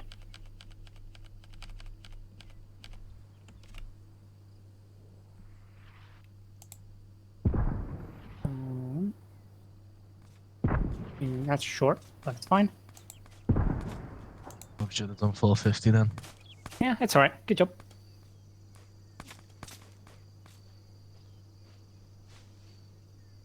You good? You're talking to me.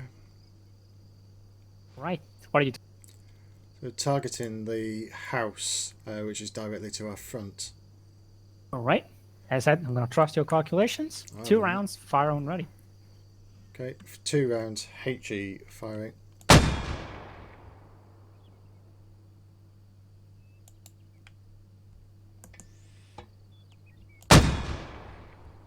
Rounds complete.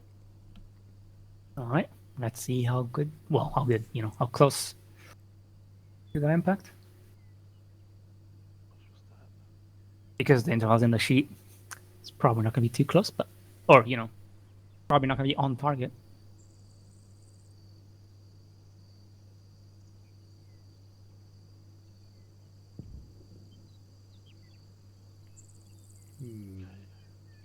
I hear a distant boom. Alright. You might have miscalculated something, or it might just be the map. No, I probably miscalculated it. Yeah, because the range is gonna go probably miscalculation, but I'm gonna do the other two. I'm gonna leave you the time to try and figure out what you miscalculated. Yeah. If you can't, you know, I'm gonna calculate it myself, and we'll see where we went wrong. Okay. All right, what are we looking at? The compounded 100. 100. Okay, the one that you can't see the barriers on. That one. The one you, yeah, that one. All right. I trust that you did your calculation. Let's see how close we hit. 3 rounds. 3 rounds, firing. 1 away. 2 away. 3 away, rounds complete. All right, rounds complete.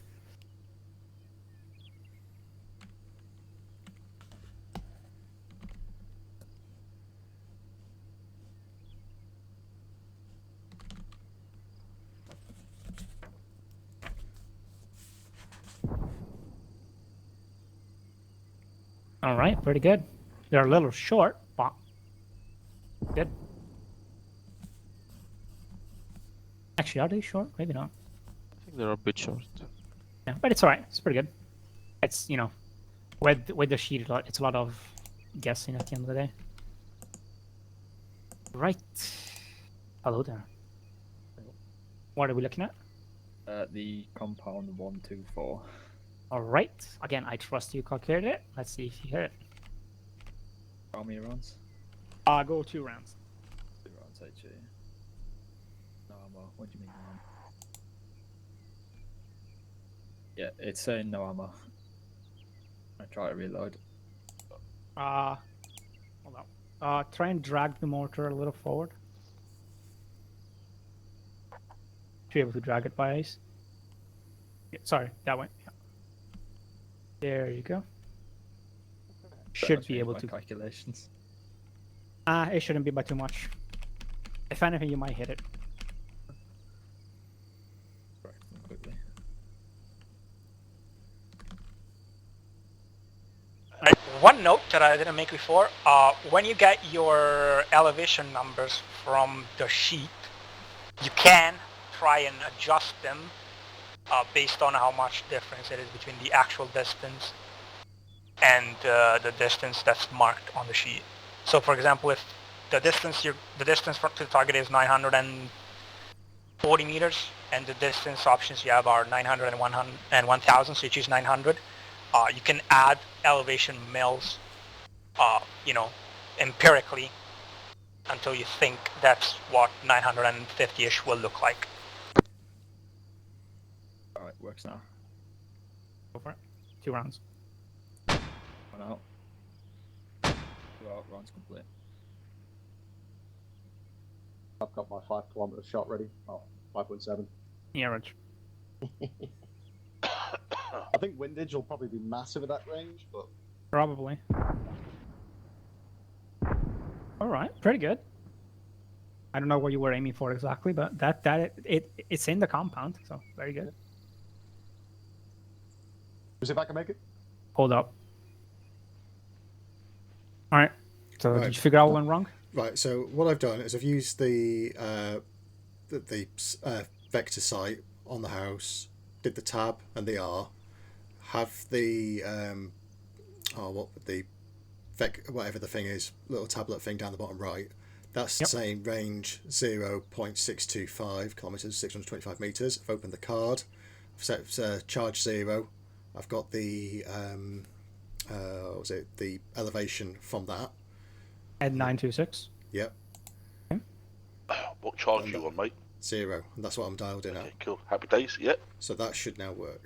Yeah. Right. So you got your bearing and elevation. They're the 2 main things. Yeah. And you got your charge. You should be thereabouts. Okay. HE loaded. Yeah, then I go 2 rounds. Okay, 2 rounds. Fire 108. 208 rounds complete. Fucking mad when That's it at fires. You the vibrate. house Yeah, or the compound? house. 20 seconds. Oh, okay. You bang on, mate. Your, very good. Yeah. yeah, Really your cool, corrections on that. You come down 20 meters, 50 meters, whatever, you'll be bang on. Yeah. Yeah, you got to raise So- the elevation a bit. What did you calculate wrong before? I realised I had charge 1 set. I thought it was on 0, so that's obviously boosted it a lot longer. Yeah, all right. So But I don't yeah. think the elevation actually was that much different than what I dialed in at, so I think it was the charge. Yeah, you got it because it landed behind it like about 30, 50 Yeah, meters. which you gotta means- raise the elevation just a Yeah, little yeah. bit. Which means you kind of hit 1.5 clicks before with the same elevation. Yeah. You hit the school that had all its kids playing at the playground. It's all good. It's all good. Well, Right. it was the Taliban. It was not That's us. using America, Swifty. Speaking of hitting schools, All right, we're gonna let Stevenson do his 5-kilometer shot because he's in my section, so I have a soft spot for him. After that, we're gonna go and do a full line mission where you're gonna have to put in what I tell you to, just so I can see that you can do that. I'm ready to fire. 3 rounds. 3 rounds, loading. It's on the CTAB marker. You saw it, yep. Yeah, You're gonna I'm take looking it? at it on Zeus. Go Right. for it. What's the time of flight? One out. Two out. Two out, that's complete. Let's find out. I think windage will probably make it miss, but it should land close enough. What's the time of flight? Break should be fine. What charge were you? Charge 5. So you're looking at 50 odd seconds there, Cap. All right. I loaded 5. It should have been 6. Is that not gonna hit? Fixed it. No, you're not. You're gonna be. It's gonna be about 600 meters short. There we go. There we go. Oh, Yeah. right That where was that, short. That was uh, short. That should be enough. It's right put where charge that 5. kindergarten is, isn't it? Yeah, exactly. The school. That school's getting fucking hammered, mate. Well, actually, you did hit another fire. Probably. Actually, Yeah, those I rounds were loaded kind the of wrong bang charge. on a Yeah. building, mate. That one should hit the correct one. The neighbors. Yeah. So I reckon you hit the buildings directly. So Cap, look in front of it. Come west. You got a clump of buildings that way here. Yeah, I know the ones I probably hit. I hit like Yeah, grid 121 there. 902. I probably see that marker on it. I think I get. Yeah. Long. So that should have hit the correct CTAB marker. The ones I just fired. Yeah, you hit long about 100 meters. Okay. So what? Fall of shot was 128, 902, something like that. Just beyond it, just east of your marker, your 16. Yeah. Yeah, but 100 meters is fuck all, mate. Remember, Yeah, 100 it's pretty good. 190 meters, you're all getting some. Yeah. Even if that was airburst or something. Yeah. Yeah, you definitely one wasn't note, fucking powder. obviously, the further you shoot, the more off target and the more deviation the rounds are gonna get. Yeah. Especially, and the higher the value of the charge, the higher the deviation is gonna get as well. Windage, fucking just dispersion. The most precise shot you get are close. Well, even not so close range, but the charge 0 rounds you fire are gonna be the most precise. Charge 0, 300 meters. You basically bang on every time. But, Yeah. 600. And also, it's very rare that we're gonna use in game or that we use as FSG. It's kind of rare that we use anything above maybe a charge 2. Most generally we use 0 and 1. Yeah, what I've seen at FSG Cap in game, we're not really firing like 4K, are we? No. Yeah, no, we don't. It's Yeah, usually as I about said, like 1.5. the most we fire is charge 2, maybe, but generally it's charge 0 and charge 1. What If that. about with the GPMGs? Are you firing over? Are you doing map predicted fire, or is it just line of sight? For us, it's been line of sight, but at the end of the day, we have the free strikers in the company with electro guided 50s. So Shit, Yeah. They're taking away the thermals actually. no, they're not. That's what Gibson told me. No. They're taking away the standard thermals to use the modded thermals we have. Have we got the striker version where they've got the mortar in the back of them? No. That exists, but we don't use it. Okay. Mainly because it's a I tell 120. you use it. Oh, okay. Yeah, it's an American thing now. It's an Israeli 120 actually. Okay. Well, most of Europe uses 120 apart from the British. The British are the only ones that 81 is the biggest to use. I mean, we're already using strikers. I don't see why we shouldn't just use fucking striker more. Yeah, well, at battalion level, most everyone uses 81s. Yeah, 81, yeah. So your mortars are your only organic fire support you have as an infantry battalion. Anything for 81mm has to go through a FOO. Well, technically, so are the javelins are fire support, the machine guns are fire support. You mean direct fire support? Yeah. All right, everyone, get on a mortar. We're gonna do this little one. Just so I know you can take Voice. the directions and fire where you're meant to fire. Okay. Did you say we're doing line fire mission? Yeah, I'm gonna call it in. Give me a second to Alright. fucking range it. 600.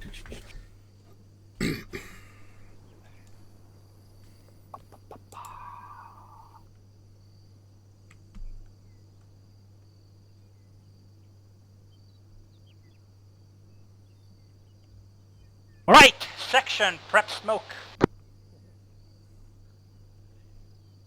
No prep.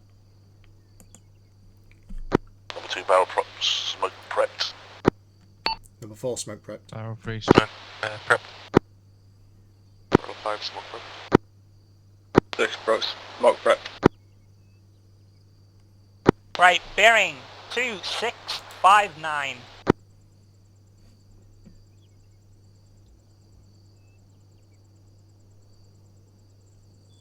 Barrel 5, bearing 2659 set. Gun 1 set. Barrel 2 set. Barrel 3 set. Barrel 4 set.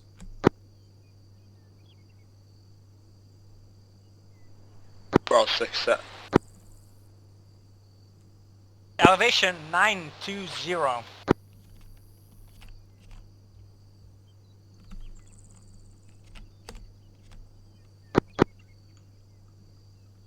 Barrel 1 set.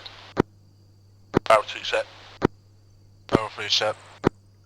Barrel 4 set. Barrel 5 set. Barrel 6 set. Load smoke. Charge. Sorry, charge 0. Barrel 1 set. Good thing I asked. Yeah, thank you, Stevenson. Barrel 4 is Okay. showing no smoke in the ammo crate. Yeah, roger. Again, charge 0. Let me know when you're set. Charge 0 set. God damn it. Barrel 1 ready to fire. Barrel 2 ready to fire. Barrel 3 ready to fire. Barrel 4 cannot fire, no ammo. I need more bullets. Fine now. Barrel 5 ready to fire. Barrel 6 ready to fire. Barrel 4 ready to fire. Here we go. Right, 1 round, smoke, fire when ready.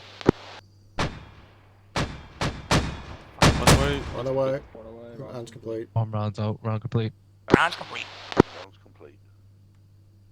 Alright, there's one thing I'm looking for you to note when I ask it. Oh yeah. Look at that. What a smoke screen, Fucking eh? beautiful. You call for that as infantry? No. Oh, okay, that's interesting. What's up? Right, that's interesting. Good job. One thing, I know we're a lot of guns. However, when you're 1 gun or 2 guns, if you ever do this with an FSG, remember to read back both the bearing and the elevation and the charge and all the things that he says. That the CPO tells you to. Yeah, so you minimize mistakes. I do it normally. It's just we have Yeah, I understand why you didn't do it here, because there's a lot of us, and there's never going to be 6 guns on a server. But when you do it for real, make sure you read those back. Second thing, I hope you put in the correct thing and didn't adjust, but I'm going to trust you that you did. However, if maybe it's because of the range or something, thing to note is when you have all the guns in a line, even just 2, when you pass a single number, a single set of numbers like I just did, obviously, even if you look at a single target, all the mortars are going to impact in different positions because they're placed in different positions. So the particular bearing would be the same for all mortars, but the point of impact based on that bearing will be different for all mortars, if that makes sense.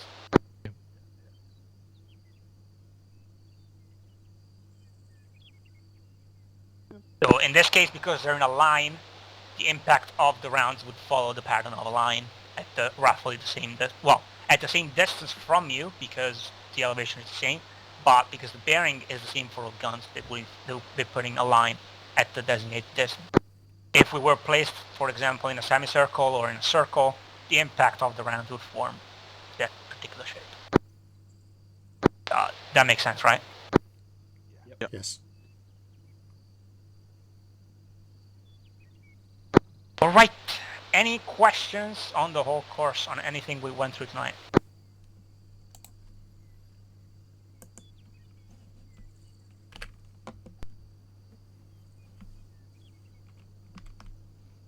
I will take that as a no. All right. Unless you want to practice some more, that concludes the course. Congratulations, you will pass. I expect those of you that are in the infantry section to bring back how to call in a fire mission and to pass it up to your IC in case they don't know. For Swifty, who's an IC, I hope if you call in fire mission, although, I trust that you know how to do it, I'm just saying, I hope you call them the right way. I'm going to be calling him all the time. Don't worry about that. They're going to be sick and tired of me. Yeah. I mean, I know you do it already the right way because you fucking, but I'm just saying. Right, again, unless you want to practice some more, if you do, just, let me know or get things. So, a section commander within 4IB, yeah? So, in real life, you can call them in. I can't hear you. Hold up. So, within 4IB, can I just flick onto channel 2 and start calling in fastball? Or will... I would check with both your platoon commander and your company commander, but technically, yes. Okay. Yeah. Cool. In this next operation, yeah, you're probably got a lot of chances. In this in the next one, even more so because it's conventional. But technically, even in the coin, you could have done it. Yeah. I'm assuming that the overall clearance needs to come from your platoon commander, obviously. But as a matter of rule, there's nothing preventing you to. Cool. Which I'm assuming it's the same way for ECAS. As long as your ECAS qualified, you can call in ECAS at all levels. Yeah. But again, as long as it's been authorized, I suggest checking with your platoon commander and all that. But in general, yes. Right. Thank you, Cap. Yeah, you're Cheers. welcome. Thanks You're for that, free to lads. go if Cheers. you need to. Thank you. Let's not practice some more.